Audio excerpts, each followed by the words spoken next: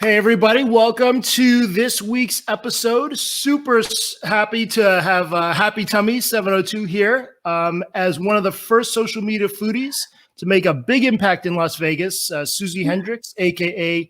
Happy Tummy _702, has wowed food enthusiasts for years, starting with stunning photographs that have gained recognition worldwide due to her incredible eye for shots, which has evolved into amazing and inspiring videos.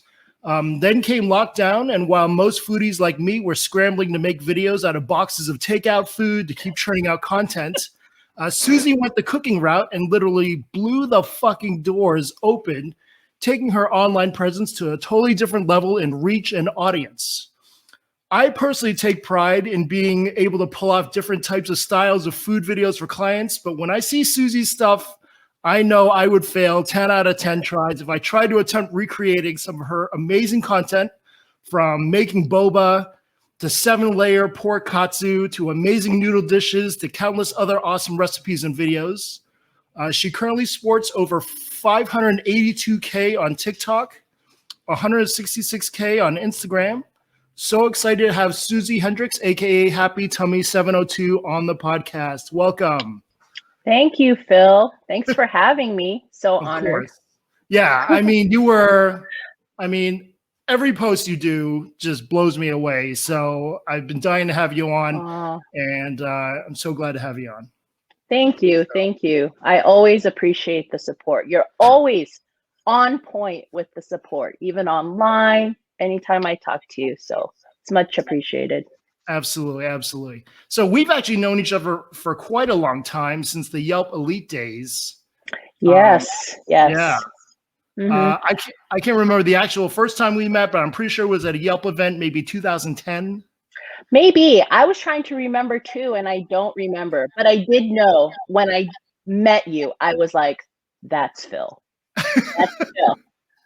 Unrecognized. I mean, it's yeah, no question about it. And then was that your foray into food online and all that stuff? Was Yelp the... Yeah, I think it definitely started it. Let's see. I would have to say I went on Yelp, of course, like everyone else, just to kind of see where to eat, what people are saying about places that I was thinking about dining at. And it definitely started my picture taking, I think, because of course I loved reading all the reviews, but I really appreciated all the pictures that people uploaded onto the app, because we want to see what we're going to eat. You know, we're scanning the menu, and I liked seeing what people posted. It's like, oh, that's what the chicken looks like, you know? So when I decided to join the community, I felt like that's what I enjoyed doing also, more so than writing the reviews.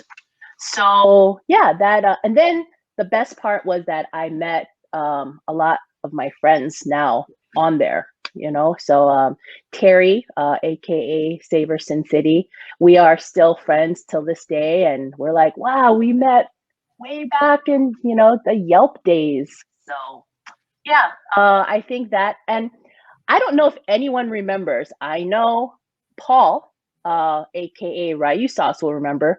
There was another app before Instagram. And of course, it didn't become quite as big, but it was called Food Spotting. I don't know if you've ever seen that, but I was on there, and it was a social networking, but it was just very much about just sharing a picture. It was very much like no videos. It was just a square picture saying whatever you wanted to, you know, say about it. And that's actually how I met him. So we've been friends since then. And that one was a very worldwide app. So of course we didn't know much people in person. So it was cool when I found out that he actually lived in Vegas. So yeah. And I started kind of sharing there. And of course, like everyone else, I was, you know, anytime I ate like at a great sushi spot, or, you know, tried cool Thai food, I just posted whatever pictures I took of my meal on Facebook. So that's when my like food sharing kind of definitely started. Very cool. Yeah. And shout out to Savor Sin City, Ryu Sauce, both great. people, great accounts. I wasn't really aware of all the stuff going on Instagram until maybe 2016, 2017. I was really in the thick of Yelp. Yes. And then I saw the likes of you, Terry, Unlocked, Drew, Vegas Dining, going off on Instagram posts. And I remember seeing you in person, and we're like, Phil, where are you? Yeah, Yelp is great, but come on over. I still remember, and you're like, yeah, I know, I should. I remember those days, though. Yeah, totally. I do. Totally. And so I'm glad you made the jump. Thanks. I am too. Life would be completely different had I not. Yeah. And you were actually, your event was actually the first event at Bell's Barbecue that I met all those guys. Yes. Like Paul, like Tony Camblin, and seeing like how you guys went into it on the shots and all that kind of stuff was totally mind blowing to me. We're so crazy, right? We're crazy. Yeah. I don't know. I mean, that account, Influencers in the Wild. I mean, we were that from the very beginning. Totally. I remember seeing shots of people in trees, stuff like that. I don't know what was going on there. A tree. I think this was it was like a food throwdown or something, like Oz, Vegas, and a bunch of other people, and I don't know what was going on. Oh, yes. Yeah. I remember. Yeah. So back then, so while you were in Yelp and we were just kind of in Instagram, it was really much about socializing and just taking pictures in the process. It wasn't like, hey, let's meet at this place because we need to get content. That was really not the goal. That was just a cool bonus, but it was really just to lunch and chat and catch up. And if we went someplace cool and they had some cool dishes, then awesome. We get to post about it. So I started, of course, when I was sharing food, like a lot of us, we're sharing to our friends and family on Facebook, and then of course, I learned quick enough that although they're your friends and family and your coworkers, they don't appreciate the food or the pictures of food as much as you do. They don't get a high off of seeing like a great sushi roll or whatnot as we do, Right. So, but they feel so obligated to like it. It's like, okay, I'll heart that because, I'll see Suzy tomorrow. So, and so I kind of thought, wow, I would like to share this where people don't feel obligated to like it. If they like it, they like it. If they don't, they don't. But they shouldn't feel like, oh, I have to support, because I know her.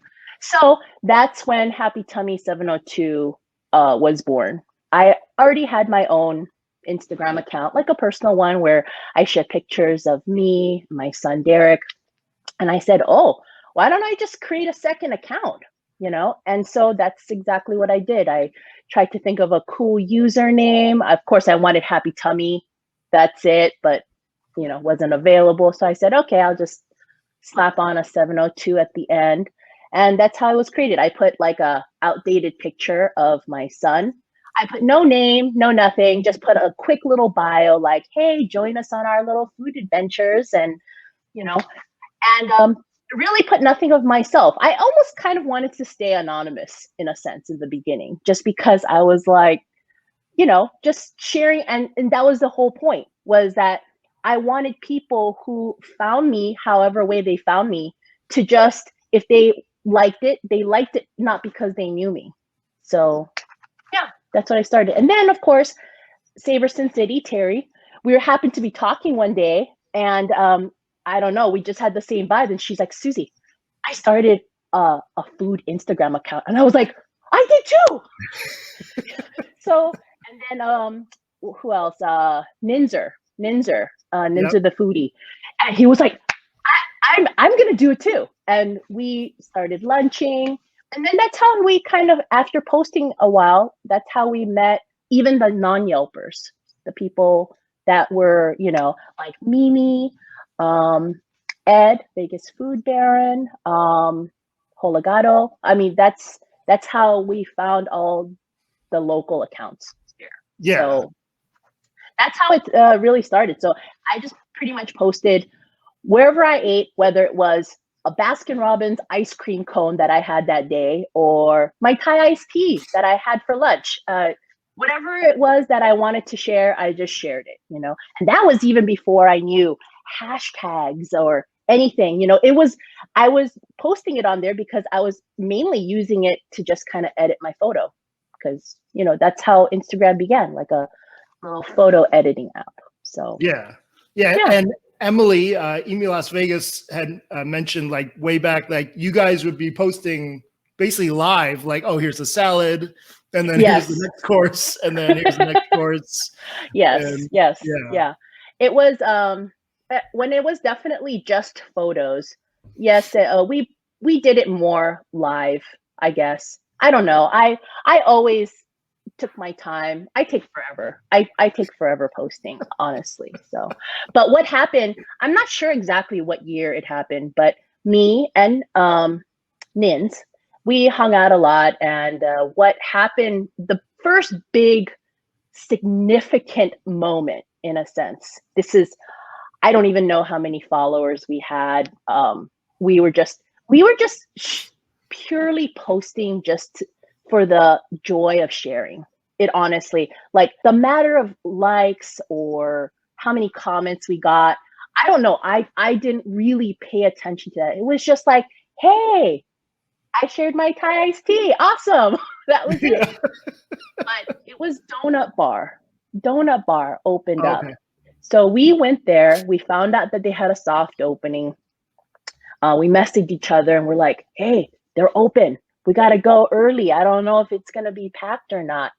So we went there, and of course we saw Jeff and Joey, but we saw Chef Santiago. So we met up with him, and we were just excited to be there at a soft opening of a spot, and we saw all their cool donuts. And we were like, yeah, just put together a box for us. We don't care. Just give us a variety. And I even asked him, I said, do you have one with a filling? Like, I'm sure you have like a jelly donut, like maybe classically, but anything just out of the ordinary. And he was like, we have a creme brulee donut. And we were like, okay, cool. So we took it out in their back patio and we're just taking pictures. And that's when Instagram first really launched that you could post a video. And it was only 15 seconds. So we took pictures, of course. And then we're just standing there. We're like, why don't we take a video of us just opening it instead of just taking a picture of the filling? He was like, okay. So, you know, he's standing there. I have the donut and we're like, ready? Okay, you ready? Okay, all right, let's do it. Little did we know that we actually got it really well. Like there was not much sound, like distracting sound. And the one thing we didn't realize was going to happen was the crack of the top, that sugary, hard crack. So when I broke into it, luckily it broke right in half. And it created this, like, you know, that sound when you crack into that creme brulee. And then it had like this really amazing, you know, custard filling. So we just showed it and it opened beautifully. And luckily I had like my Easter nails done. I had like these little bunny nails. So yeah, it was great. We posted it and it went crazy. I still remember it. Yes. Yeah. And the cute thing was that half of the comments that was coming in was about the donut and half of it was about my nails. I was like, oh my gosh.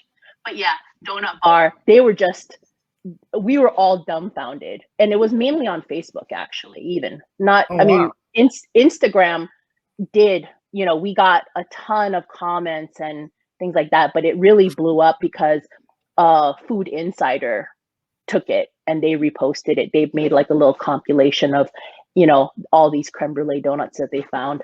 And of course, ours was like the cover. So